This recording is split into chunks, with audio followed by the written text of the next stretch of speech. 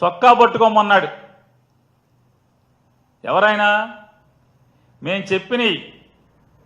చెప్పిన మాట అమలు కాకపోతే చొక్కా పట్టుకోమన్నాడు డిఫాక్టో సీఎం గారు. చొక్కా పట్టుకుందామని కడుపు రగిలినోడు వెళ్తే శుక్రవారం మధ్యాహ్నం నుంచి ఈ డిఫాక్టో సీఎం గారు ఆంధ్ర రాష్ట్రంలో ఉండడు. శుక్రవారం మధ్యాహ్నం నుంచే ఉండడు. మళ్ళీ సోమవారం పొద్దున వస్తాడు హైదరాబాద్ మకాం. లేదా కొడుకు చెప్పాడు కదా తండ్రిని నిలదీద్దాం, తండ్రి చొక్కా పట్టుకుందాం అని వెళ్తే శనివారం మధ్యాహ్నం నుంచి తండ్రి ఉండడు. సోమవారం వస్తాడు మళ్ళీ. సరే ఇద్దరూ దొరకట్లేదు కదా, ఈ ప్రభుత్వాన్ని నడిపేది నేనే, నన్ను నమ్మండి, ఓటేయండి అని చెప్పి ఓటేయించుకుంటాకి ఒక ఆయన తిరిగాడు కదా, ఆయన కోసం పోనీ ఆయన చొక్కా అన్న పట్టుకుందాం అని చెప్పని ప్రజలు ఈ పథకాలు అందవాళ్ళు ఎవరన్నా, అంటే ఈ మాటలు ఇచ్చిన వాళ్ళు ఈ మాటలు అమలు కాలేదు కదా, మొన్న పట్టుకోమన్నారు, చొక్కా పట్టుకోమన్నారు కదా, కాలర్ పట్టుకోమన్నారు కదా అని వెళ్తామంటే ఆయనేమో ఆయనేమో కాలర్ లేని చొక్కాలతో లాల్చీలు వేసుకు తిరుగుతాడు, పసుపు రంగు లాల్చీలు, కాషాయ రంగు లాల్చీలు. ఆయన ఎక్కడ ఉంటాడే అంటే ఆయన అసలు దొరకడు, ఎక్కడ ఉంటాడో తెలియదు. ఇక ఈనాడు, జ్యోతి, టీవీ5, ఈనాడు, జ్యోతి, టీవీ5 ఈ పేపర్లు కానీ టీవీలు కానీ జగన్ బెంగళూరు వెళ్ళాడు అంటారు. కానీ మీరే అంటారు 11 సీట్లు అని. 11 సీట్లు లేవు, ప్రతిపక్ష హోదా లేదని మీరే చెప్తున్నారు, ప్రజలు ఇవ్వలేదని. ఆయన బెంగళూరు వెళ్తే మాత్రం మీకు మాత్రం పెద్ద పెద్ద తాటిగా అక్షంతాలతో రాస్తారు. అధికారం ఇచ్చారు ప్రజలు, 164 సీట్లు ఇచ్చారు. ఒకడు ముఖ్యమంత్రి, ఒకడు ఉప ముఖ్యమంత్రి, ఒకడేమో డిఫాక్టో సీఎం. ఈ ముగ్గురు అసలు మామూలు కనపడరు. శుక్రవారం ఒకడు వెళ్ళిపోతాడు, శనివారం ఒకడు వెళ్ళిపోతాడు. ఒక్క రోజన్నా రాశారా? రాసిన పాపాను పోయారు ఎవడన్నా ఒక్కడన్నా? చేతులు రావా?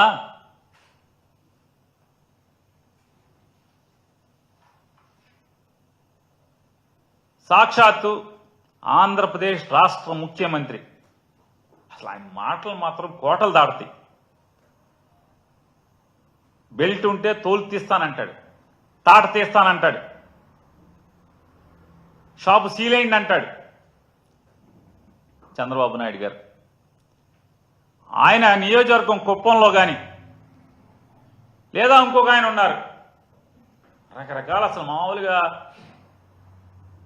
అపరిచితుడు అనాలా లేదా దశావతారం అనాలా అర్థం కాదు మనకి. అన్ని గెటప్లు ఆయనే. కాసేపు మనకు అపరిచితుల్లా కనబడతాడు పవన్ కళ్యాణ్ గారు, కాసేపు దశావతారాలు, అన్ని పాత్రలు ఆయనే. కాసేపు హోమ్ మినిస్టర్ని పీకేస్తానంటాడు, నిన్న మొన్న చెప్తున్నాడు అధికారులు ఇక ఉపేక్షించను, తోలు తీస్తా తాట తీస్తా అంటాడు. ఊళ్ళో మాత్రం ఉండడు, క్యాబినెట్ మీటింగ్లకు రాడు, సమీక్షలకు రాడు, ప్రభుత్వాన్ని నడపటాకు ఉండడు. వాళ్ళేమో 25 ఇచ్చాం 50 ఇచ్చాం ఉంటారు. ఏది నిజమో దేవుడికి ఎరగాలి, ఎర్ర పుస్తకానికి తెరవాలి, 25 ఇస్తున్నారా 50 ఇస్తున్నారా అనేది. ఇంకొకటి చెప్తాడు ఏదో టెండర్లో ఏదో చూస్తున్నామంటాడు. ఇక లేదా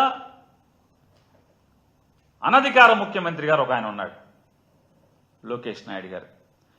అసలు రాష్ట్రంలో ఉన్న 164 నియోజకవర్గాలు లేదా 175 నియోజకవర్గాల సంగతి దేవుడి వరకు పక్కన పెట్టండి. వీళ్ళ 3 నియోజకవర్గాల్లో కుప్పం, పిఠాపురం, మంగళగిరి, ఈ 3 నియోజకవర్గాల్లో బెల్ట్ షాపుల్లో బ్రాందీ ఏరులై విచ్చలవిడిగా బహిరంగంగా వడ్డీ కొట్లలో ఫ్రిడ్జుల్లో పెట్టి అమ్ముతున్న పరిస్థితి మనకు కళ్ళకు కట్టినట్టు ప్రజలకు కనపడుతుంది. కళ్ళకు కట్టినట్టు ప్రతి బడ్డీ కొట్లో ఫ్రిడ్జ్లో బీరు, బ్రాందీ, విస్కీ.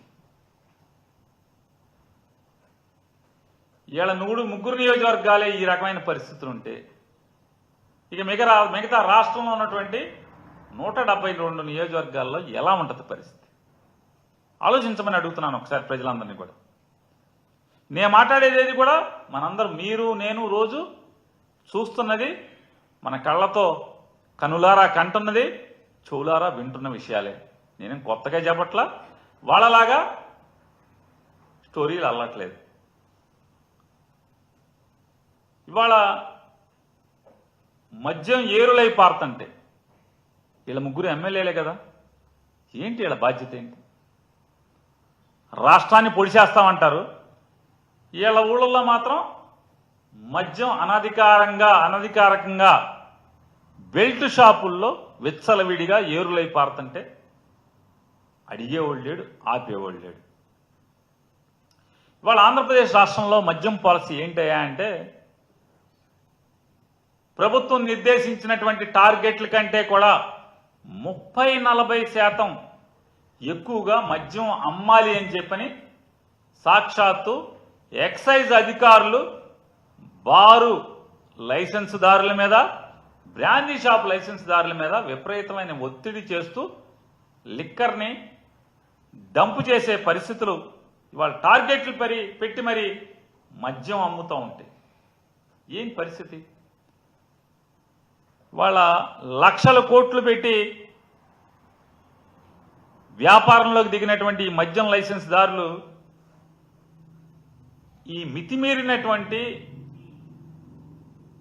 అమ్మకపు టార్గెట్ల వల్ల, సేల్స్ టార్గెట్ల వల్ల చివరికి ఏంటయ్యా పరిస్థితి అంటే, వాట్సాప్ మెసేజ్ల ద్వారా బ్రాందీ, విస్కీ, బీరుని ఇంటింటికి డోర్ డెలివరీ ద్వారా ఇవాళ రాష్ట్రం మొత్తం కూడా సులువుగా అమ్మేటువంటి పరిస్థితులకి కారణమైంది ఈ కూటమి ప్రభుత్వం.